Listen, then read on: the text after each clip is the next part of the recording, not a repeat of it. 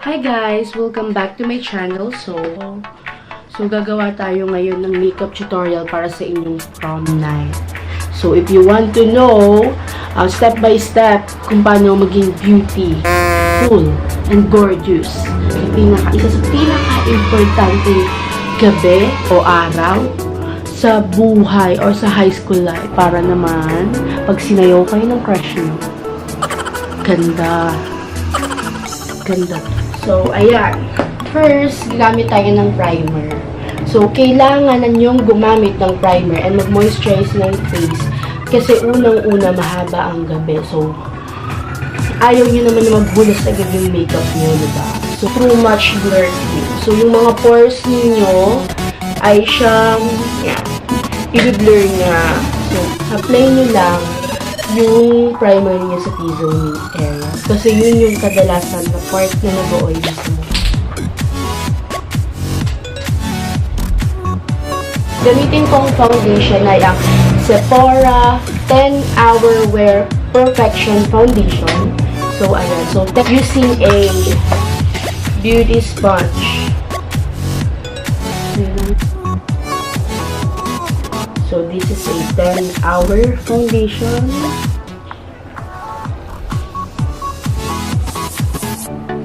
I'm using Colourpop concealer in shade. Hindi na makita kasi may fade mo. Tapos, sa bridge ng nose and sa forehead. Dito sa may chin. Yan. Tapos, dito na rin. Pag yung iba, pag nag-blend sila ng sponge, ginaganon. Pag ganun kasi, yung product, imbis na magstay sa mukha mo, nabubura na siya. So, kailangan i-dab-dab-dab mo lang yung beauty blender. Gamit ako ng MAC concealer. So, I am NC25 kasi meron pa rin siya. So, kung flawless naman kayo, hindi naman na kailangan gumamit ito. So, ako lang. So, ganitong estado ng mukha. Going to set yung under eye area ko ng powder. So, this is MAC NC25 MAC Studio Fix powder. So, sa under eye lang siya. Then, saka tayo mag-start mag-bake. Sama na rin natin sa mata para mamaya ready na mag-apply ng foundation. So, mag-eyeshadow muna before mag-apply. So, kahit anong translucent powder naman pwede nyo. Pero naubos na kasi yung translucent powder. So, ano yung gagamitin? So, kung wala kayong translucent powder, okay lang naman na gumamit kayo ng kahit anong powder lang. Face powder ba yan? Compact powder ba yan? Kahit Johnson, may powder pwede kayo mag-dito. So, I'm going to use Anastasia Beverly Dipbrow pomade in shade dark brown.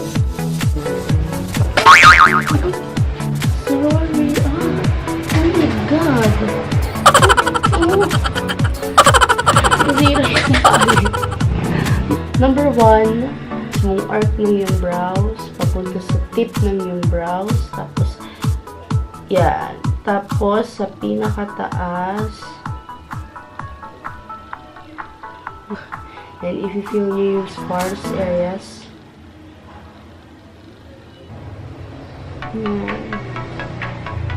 tapos, yung mga product na nakuha mo mula dito, yun yung ilalagay mo dito sa pinakaunad para maging soft lang dito.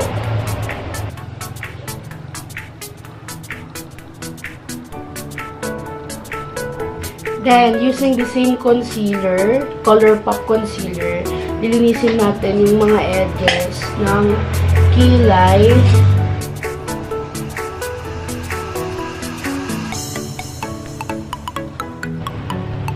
Oh, diba? Malinis na siyang tingnan.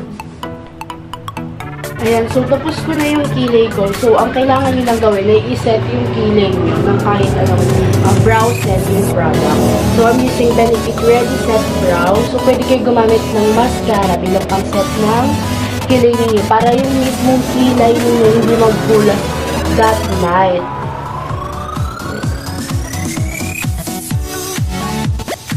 So, next naman natin ay yung aking mata. So, itong pinaka-crucial part ng makeup kasi ito ang magdadala mismo hurot ng kaganda. So, I'm using Juvias Masquerade palette. So, ayan. Ganyan siya kaganda. Kailangan mong gumamit ng transition shade. So, wala akong transition shade dito. So, pwede nyo na lang gamitin. Yung powder na ginamit ko sa mukha nyo. So, ito lang gagamitin ko yung Studio Fix Plus.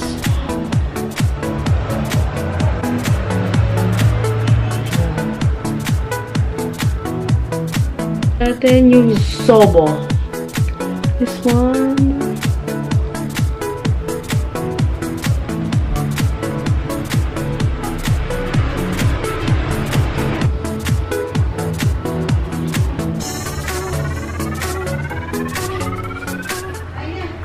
Zulu, yung may pagka dark orange.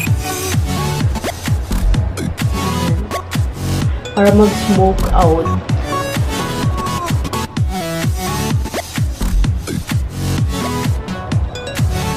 Brown. Ito.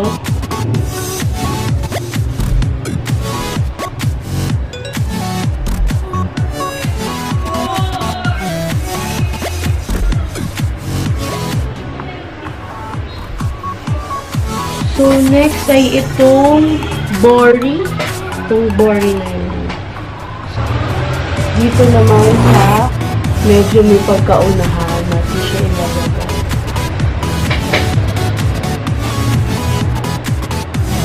Next natin gagawin ay ang cut crease. Using your concealer, so yung mga kalat-kalat na yan dyan, nilinisin natin yung dito at dito.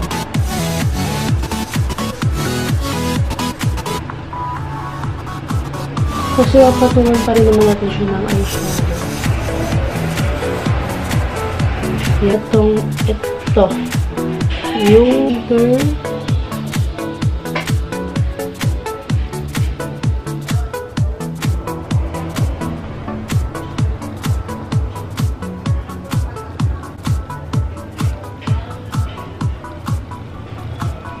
Next naman, dito naman sa inner corner, deep in.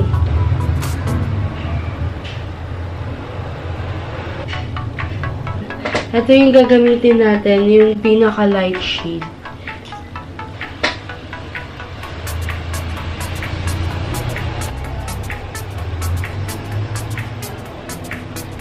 Parang gusto kong lagyan siya dito ng white eyeliner.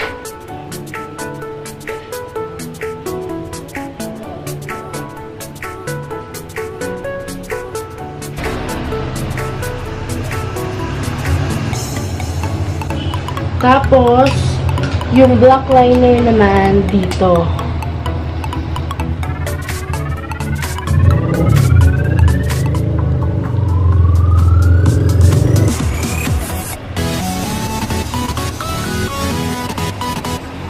So, using the same eyeshadow, yun yung i-apply ko sa bottom na.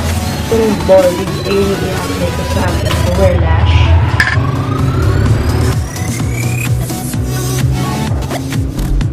To open up the lash, I'm going to put a white liner.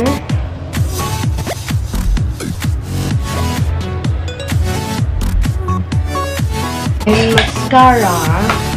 So, I'm going to use the Bad Girl Bam Mascara ng Benefit. Ito yung bagong mascara ng Benefit. Oh my god. Next, I am contouring.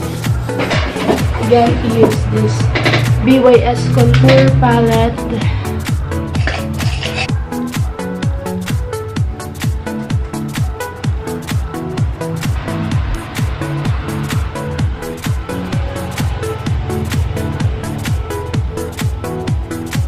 Next natin ay ang blush.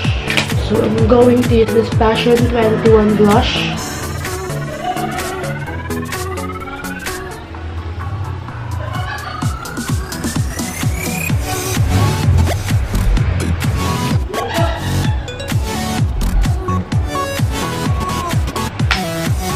Using this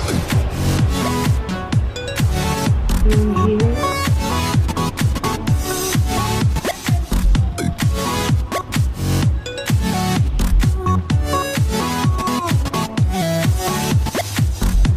Next natin ay ang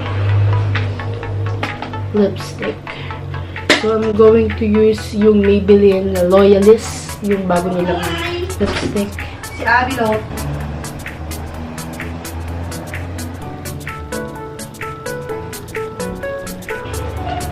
Next is Dipbrow.